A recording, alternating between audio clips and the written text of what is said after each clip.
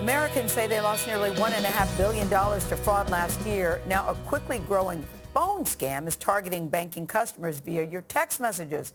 So in one version of that scam, a scammer pretends to be with the bank's fraud department and asks about a fake suspicious withdrawal.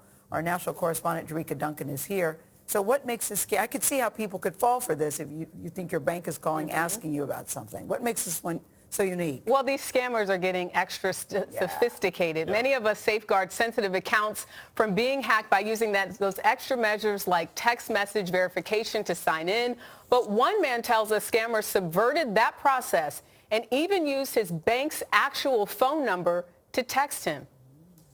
The lady identified her as Cindy at my particular bank and told me there had been a fraud attempt on my account. Everything seemed normal when Peter Gunst answered a call earlier this month that he says appeared to come from his bank. The caller asked Gunst, who lives in California, if he'd attempted a transaction in Miami. After Gunst said no, she asked for his bank member identification, and he gave it to her. And at that point, the lady said, okay, we're going to send you a one-time verification PIN so we can check your identity. The scammer then used his bank member ID to prompt a text message from the bank's real phone number like others he'd received before with that one-time verification code. Gunst read it back over the phone, which allowed the scammer to access his account and list off actual bank transactions. The fact that they used the bank's own infrastructure to send that PIN code to me, which then allowed them to reset my password, made it very credible. It was only when the scammer asked Gunst for his bank PIN number that he realized something was wrong, hung up, and called the bank's real fraud line to lock his account.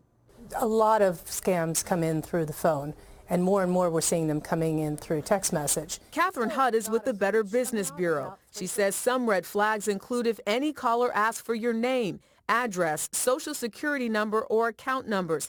And the best way to make sure you're really talking to your bank, just call the number on your card. Whether it's a small local community bank, a credit union, or one of the biggest banks in the country, they can be impostered. So you just have to be really careful.